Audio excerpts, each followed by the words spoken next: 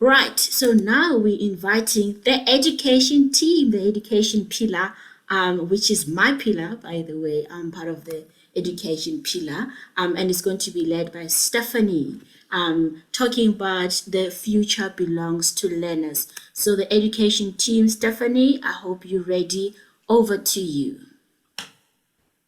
Yes, I'm just sharing my screen. I'm just going to put it on slideshow. Okay, can you see my screen? I just want to check. Yes, Yeah. Oh, yes, perfect. confirming. Thanks, Thank you. Stephanie. Thank you. Thank you. I'm just going to change the. Oh, no, that's not what I wanted to do. Sorry. Okay, so dearest female wave of change tribe, wave makers, ambassadors, wise women, board members, and esteemed guests. I'm Stephanie Mitrano, and I'm a member of the Circle of Wise Women, and I'm also a member of Female Wave of Change, the Netherlands. But today I'm here as a member of the Education Pillar team, and I'd like to share with you about our actions this year, also introduce the team and talk about the impact of education and also lifelong learning. Our aim is to inspire local teams to action. It's also to share wisdom and best practices around the world to support these actions. Like what the other pillars are doing, basically, it is about education. It is about sharing all this wisdom on different subjects. So really, I think this is a key part of what Female Wave of Change is doing, is really about sharing experience and best practices and knowledge around the world so that it can benefit and truly inspire and also get the change going. We believe that the future belongs to learners. That's our subtitle. And I think this is really important, that staying curious and the one who dare to feel vulnerable by saying, I don't know, and still have the courage to step forward and then grow with others. I think this is what education and learning is about. And we believe that in sharing and also I think that's what our team wants to do today. So we'll do just that. Of course, we have three speakers today. So myself, then Renee, and then Mom Yvonne. But of course, our team is much more than the three of us. So you have here an international team like the other pillars. So Renee, you will see in a minute. Pabalo, who you've seen also earlier. Mom Yvonne, Adriana, I think you're here. Yes, I saw you. Lina, Tato, who's one of our MCs today, and Faiza. So, and Filia. Where is Filia? I can't see. Sorry, I've got several screens, so I can't see all of it.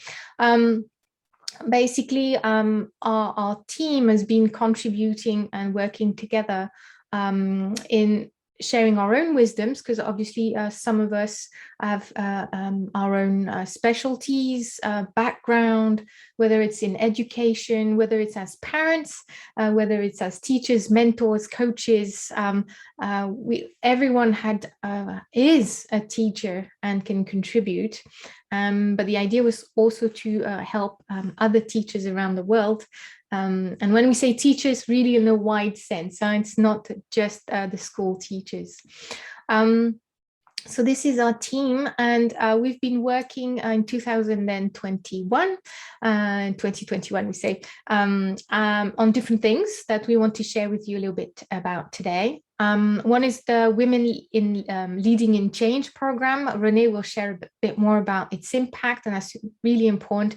And that's one of the key programs for Female Wave of Change. It's been running for a couple of years, and it's really getting momentum. And I think it's really an important part of what Female Wave of Change is doing. But it's not only that, because there's also things that are more local actions, like the reading, writing school drive in South Africa. And I think someone, I think it's Renee or Pavalo, are going to share about this either today or tomorrow. Great action there.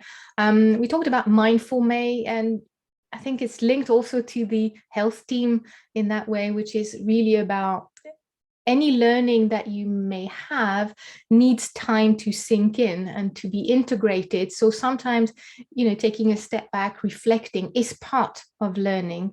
So really not to forget about that. It's not about reading, intaking loads of information. It's really about integrating it.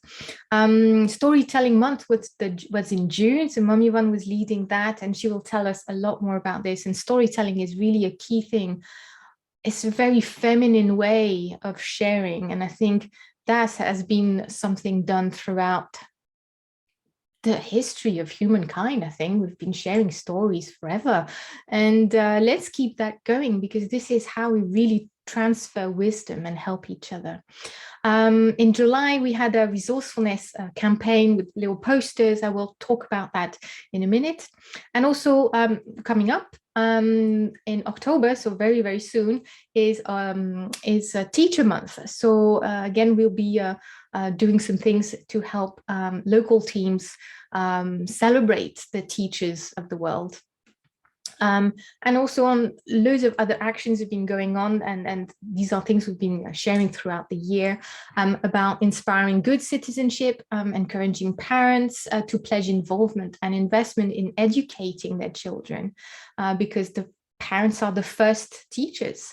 Where possible, we supported and also participated in different projects, sessions of other pillars as well. I think that's a beautiful thing that's been happening with Female Wave of Change, is that, yes, there are different pillars on different subjects, but also there are some collaborations, and you could see Mom Yvonne, who's in the education pillar, talking about health, and there's the collaboration between the environment team and the education team. I mean, all of this is really a nice working together. So now let me speak about one of the action, which was Resourcefulness Month. In July, we shared 6 tips. So you see two of these on screen right now about resourcefulness. And basically, it was about how to develop resourcefulness, because we believe that it is a key mindset, being resourceful, trusting that you can do something, believing in yourself, using whatever you have. And I think the economics team was really touching on this earlier. Maybe you don't have that many resources, but do with what you have. And being resourceful is really a mindset to do that, and it helps you getting unstuck. That's the idea. It's really feeling empowered and not stuck. So each tip that we shared had like a short insight, as you can see, and a practical exercise, because learning is really not just about knowledge, like knowing how to develop resourcefulness. The real impact, and that's what we want to talk about here today as the education pillar, the real impact is when this learning is embodied, this learning is integrated, so that it can create a physical impact, a transformation in yourself, in the world, in schools, in relationships, in anything that you put your mind to. So that's really thing that, because when we started sharing these tips, for example, we were like, okay, so how can we measure, okay, that's very masculine, but how can we measure the impact of our poster campaign? Yeah, because we use social media. So of course we have tools, and we can look at, how many views on the posts and how many likes, how many comments. And yes, we looked at that just to get an idea, but this is not really measuring the impact of learning. This is measuring the visibility of our actions. It is measuring our potential impact. How many people did it reach, in a way? Because the real answer to what is the impact, it really lies in the stories of the people in our communities who have practiced the tools, who maybe have gained some insights from these practices that we suggested. And maybe they even have shared this with their community. And that's what we want to hear. So in a way, what I'm saying here is, when you are learning something, maybe from Female Wave of Change or other sources, show the impact, share the story of what have you done with your learning, how did you share it with others, because this is really how we can, in a way, measure, maybe not the word measure, but touch, grasp, understand, realize the enormous wave we are creating. So we can see, this wave of change in action, on the field. So, this is an invitation to share your stories, share what you've learned from us, but also from others, from books, from teachers, from mentors, from coaches, and from life in general. And take the time to reflect upon these experiences, and share your stories and your learning so others can be inspired as well. Because the idea is that if you share how much you've learned, how much it was inspiring for you, then the others might want to follow in your footsteps and say, oh, I want to learn too. So it helps motivate others to action. And I think that's really an important thing. And we've been talking about proactivity. We've been talking about really generating and helping others, in that movement, in that change, and often sharing stories and kind of putting a little pinch of curiosity in other people's mind is a motivator to action. So that's all I wanted to say really about resourcefulness. Obviously, I'm available if you have questions about this, if you want to see them again, if, for whatever reason, and the rest of the team is really listening to what's going on. But for now, I'd like to move on to Renee, because she's going to tell us about the Women in Leading in Change program.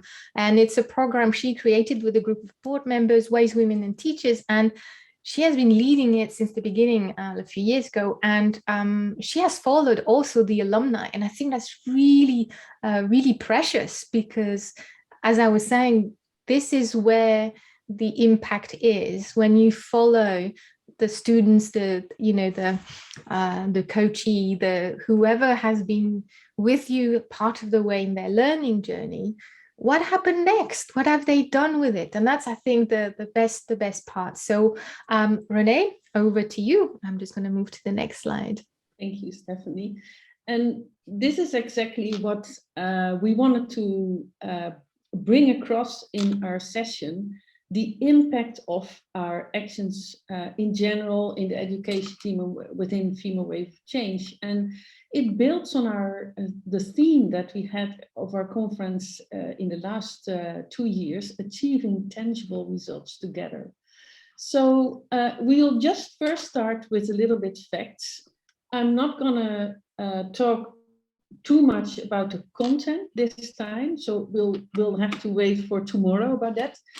Suffice to say that Women Leading in Change it's a leadership program, transformational. It really focuses on women to step into their leadership, their authentic feminine leadership, and gain trust in themselves, uncover the leader that they are. More tomorrow. Now we're going to go to a little bit facts and impact. So we started in January 2019. We have until now done 7 groups, 7 cycles of the program in a little bit maybe different forms, but always with the same core of uncovering the leadership in yourself. We've had the pleasure and the gratitude to work with 21 different teachers. They all bring their wisdom. The teachers are all from our own community. Some of them you will hear in the conference, of course. And they bring their wisdom, they bring their free time, and they always bring a mix of content, let's say theory, concepts, and practical tips. And that's a really great good of the program. 30 countries have been represented in our students, in our alumni, and these are almost 70 women who went through the program.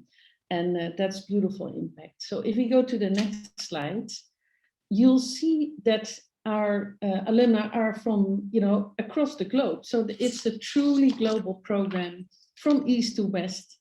And of course, that comes into different forms because, of course, people from the US and Canada, they may face challenges to be in the program because it's in their work hours and still they have done it. When we move to the east, it's even maybe more challenging because those people are with us in the middle of night. I still remember Susie from Australia and Daeyoung from Korea, and many more who were, in the early hours of the morning, they were in the program and they were just they never missed a spot. So of course, one of our things is thinking about the future. Can we accommodate both East and West in a different form than just sort of focusing on our sort of middle time frame? Anyhow, next slide really gives you a couple of quotes of that impact, because that's what we wanted to share with you. The quotes are real life quotes of people in our program. So let's just go through them. I gained the courage to take the next step, clarity of my vision and mission. And the clarity is really about, there is something burning in me. Someone else, Bonnie, always calls it fire in your belly. And what is it? So many people have told us that through the program, they got this clarity. The one on the top left is my favorite, more confidence in my authentic feminine leadership. So be yourself, you're good, you're strong as you are. We are worthy of leadership and the world needs us. So if we can bring that across, how beautiful is that? Another quote, and many people have told us that they love the combination of what I told you before, the let's say, a little bit theoretic background of certain concepts, and also then the practical tools that live on. And the live on is important for us because the impact that we see is not only on the women in our program. We also see about they carrying on their knowledge and wisdom and practical tools in their environment. And we spoke about it even today again. Touching those women touches women and men and children in their community, in their family, in their organization. And that's where the change happens. It doesn't happen, global it happens in the program, but then it moves forward. So that's just a beautiful thing for us to see in our alumni. Next slide, please, Stephanie, because that really gets into even more tangible impacts. I mean, the slide before is just sort of, okay, this is what they tell us, but this is what really happens. People got promotion at work.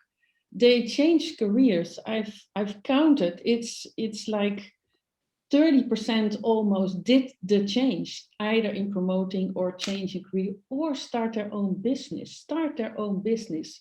More than 10 did start their own business. We have, if I'm correct, more than at least 7 or 8 books written by alumni. Pabala has written a book, amongst others, about her life journey. Sophia, who is I see in the conference right now, has spoken about how the gratitude journal, how you can do it. Regina, who we also saw in an earlier workshop today, she has written a book about networking, and now she's even doing more things. So you see that it's just a terrific impact on people that have been through the program. Family impact. I want to talk a little bit about this. This is about women rediscussing in their home situation how to redefine tasks and activities. So important. It's not only on the women to take care of everything, and to organize everything. So that's why I wanted to highlight the family impact. Pay it forward. That's really what I'm gonna go into now. Paying forward is really, again, taking the impact of the program in your own community or family. Using your experience and learnings from the program in your home front locally, where the change happens. Some of our alumni are now teachers in Women Leading in Change. How about taking it forward? Pabalo, yeah, you can go ahead, please share that slide, which is a beautiful follow-up of Paballo, our current wave maker in South Africa, former board member, Female Wave of Change. She has taken up upon herself with other colleagues to just go, I think about 10 or 11 schools in Soweto, visited them, shared the power of learning, reading, and that campaign just had a great impact. So that's really paying a great example of paying it forward. There are alumni also that started or taken their learnings in their own activities, like avoiding that young girls getting to child marriage. So that impact is just terrific, and I'm very happy to see that happening. So now I want to ask Melanie to unmute herself, and Stephanie, maybe you can stop sharing, because I want to go for another real life testimonial. There's Mel. Hi, Mel. Melanie is our ambassador in Zimbabwe, Female Wave Change ambassador. She's currently working and living in Kenya, in Nairobi. And she has that's another interesting fact. The program is for women of all walks of life. So it's not, I mean, Melanie has more than 20 years experience in the telecom industry. She is a leader in marketing and strategy, and she embarked on the program 2 years ago, very early on. And I just want to talk a bit with her about the impact that she has seen for the next few minutes before giving it over to Mom Yvonne. So Melanie, welcome. Thank you for being here. And I just want to start with the first question. Why did you embark on Women Leading in Change? What brought you with us? Okay, thank you so much, Renee, and everyone who has spoken before. And also thanks to our founders. I'll always acknowledge that. So the Women Leading in Change program, when it was offered, I think the first time I missed it, but I really wanted to, embark on it, but this was due to work. So when I then did, I really was, it was a great experience. And the reason why I'd actually initially joined was because I was looking for something that had a transformational element in it. So many programs are available, and you can go online these days and try and do a self-help. But what I discovered in this course and the elements that were, with the unique selling propositions for this was really something I was, that really involved my environment, my family, and just the community at large. So I was like, you know what, let me embark on this. It's promising transformation, not only for myself, but what I can also do for the community. And I also wanted to learn a lot through that self-reflection, which really the program offers. So yeah, those were the main reasons. And just also the fact of networking with a lot of people and meeting a lot of people. Like today, I think today I've seen 30 new people that I have not met, and I'm wondering, oh, who is this? But with time we'll get to know each other. Yeah. So that was the reason why I joined this program. What are some of the highlights that you have taken from the program, Melanie? Okay, some of the key highlights really come from the program's content, which I heard Renee saying you really take people through. But it really, for me, was the way the tools that were being presented to us, the type of facilitation really helped me. Why I'm saying that is it was quite practical in that I'll be able to continuously go back to it and reflect and use the same content to just reinvent myself, during a different situation. So I'm able to go back to my notes and do that. So, there were things like, doing your SWOT analysis. Believe you me, it's done differently. The ecology of life. There was also the blueprint around the tree of life. Great blueprints, which the facilitators really used some of the highlights that came for me out there. It was very engaging, so it's not complex, it's not very corporate-like, so you're able to be taken through what this tree of life is and how you can use it for your benefits. Thank yeah. you. And because, of course, we are focusing on leadership, women leading in change. So maybe you can share one or two things that changed in your leadership after the program. Okay, so one of the things that really changed for me is my leadership is where I discovered that, you know, I don't have to be 100% perfect as a leader. The fact that I have got certain strengths, I play to my strengths. And, you know, as a leader, you have people around you who can, you know, lift you much higher, who have even strengths in areas that you don't have strengths. So I came to recognize that there was so much pressure before where you want to excel at everything as a leader. But after you do the self-evaluations and reflections and the various teachings you get from the coaches, you realize, you know what, if you're not a great finance person, why don't you have someone like Gladys, you know, help you and, you know, lead, yes, but she can come in and step in and speak about those things while you play at your greatest strength in whatever you're trying to achieve. So that is one of the benefits that came, you know, from this program for me. Super.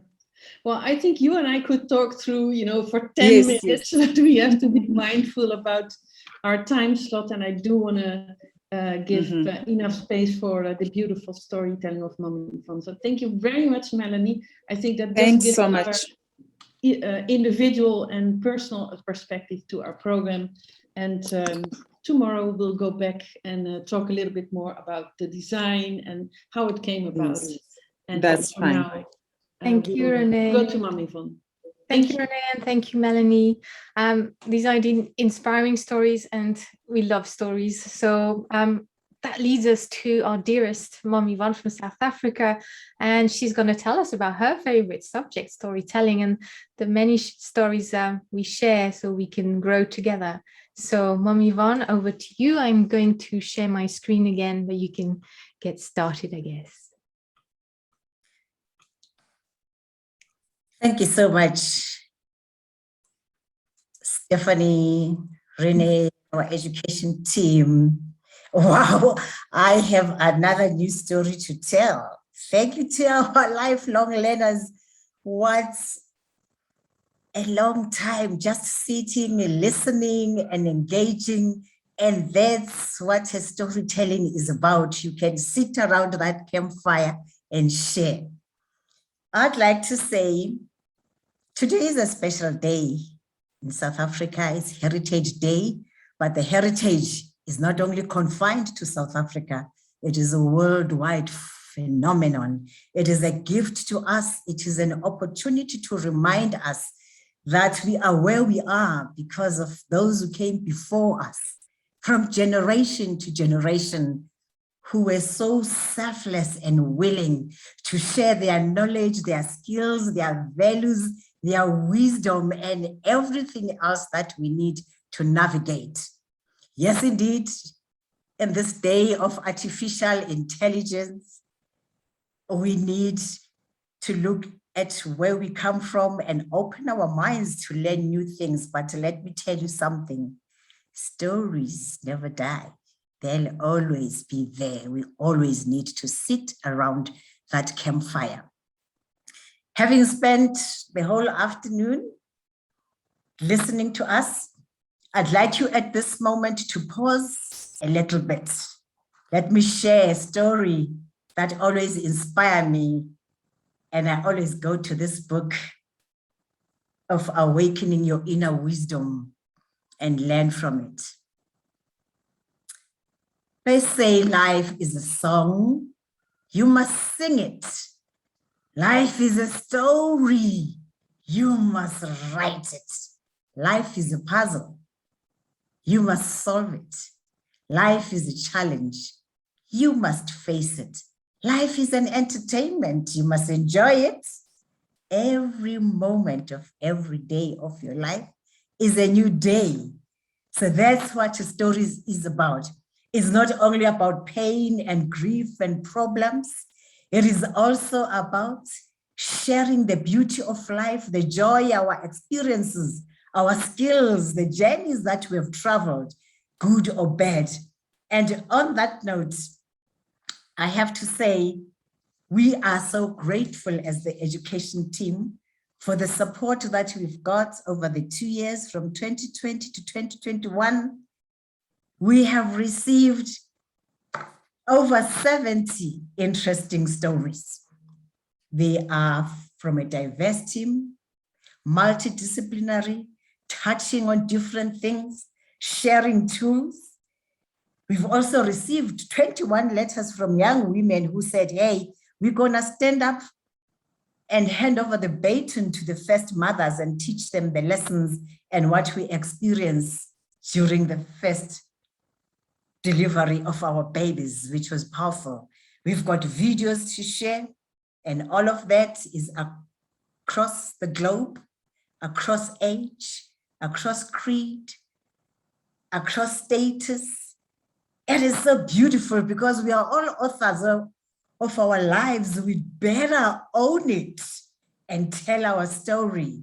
Don't die with that story in your heart. The world needs it. And that is what inspiring lifelong learning through storytelling from generation to generation is all about. It is about transmitting knowledge, transmitting wisdom, skills, and values, everything that we have learned. And it's not only limited from books. We have just heard that we can sing our story. We can be poets through our story. We can be artistic, we can draw pictures. There is so much that we can do. Yes, of course, when we read books, there is knowledge.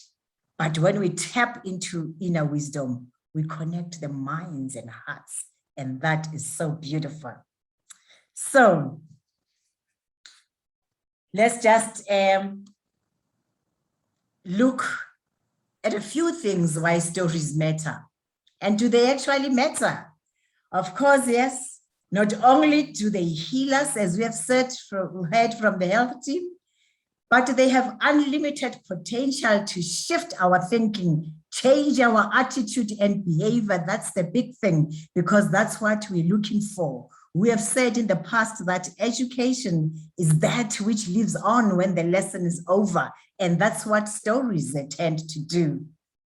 So let's embark on the journey. We are inspiring you to continue to transmit knowledge, skills, and wisdom to those who are not even born yet, because when we write our stories, when we document them, they will never die, they will be there. I still enjoy even authors who have passed on. Abu Mam Helen Kuzayo, Abu Mam Emma Mashinini, strikes have always followed me, whether the story is about Maya Angelou, or about Bessie Head, or Chinwe Chebe, oh, Ngungi Wachiongo, the story will always be there and touch you. So at this moment, I'd like you to go deeper and say, what are you keeping in your heart? What is this treasure that you're denying us that you are not going to share? And there are many mediums in which you can do that. You can even sing a song for us. You can even pray your story. So please do that, because life is all about and research, literature, and ancient wisdom, and our own experiences are there to give tools, to empower, to engage, and to enlighten those who are willing to tell their story. So let's continue to search for that quest, for that meaning in life, because stories, I think Stéphanie has just said that they've always been there, because as human beings, research and history tells us that we are forever on a journey of discovery, trying to find answers, trying to find wisdom to deal with our current situation. And of course, as the female wave of change, that's the way to reshape the future. Reshaping the future requires us to keep learning and to keep growing, to keep innovating and to keep creating new ways of living. We have had great stories from our health team, from the economy team, and we're still gonna hear more from humanity as well as from the environment.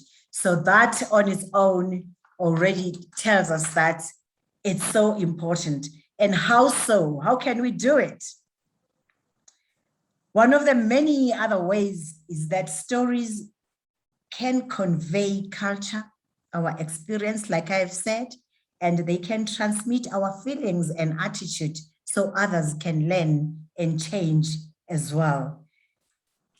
For instance, I think there's a researcher, Mike Pecco, find out in engaging with the people who have listened to others telling their story that there is transformation going on. When you listen to other stories, something shifts, you change your ways, but also you can also that's the power of stories. So I know with Mami Vaughn can go on with the story. So over above and transforming, stories can also reveal things that you didn't know about, but they can also confirm and affirm that this is what you've been doing and it's the right thing to do. So there are just a few things that as education team would like to look at moving forward, because we believe that language is lineage. And of course, language is important. It's important for our authors, for the ambassadors in different countries, to encourage those who have written their stories to translate them in local languages. Language is power. But also, let's not forget that we've got deaf people, those who cannot hear us, but who've got other ways that they can learn. So we write, but we also have got people who cannot read. So let's do audios. And I'm so glad that Babalo Maketa, who has written the book on mountains and hills to overcome, has already done an audio on that. So continue to publish your books, continue to establish reading clubs, continue to establish other ways in which you can share your story. As we have said that there are many ways of narrating a story. And by the way, you don't necessarily need to be a storyteller or a poet. We all have a story in life. You're not an extra. So we are so grateful.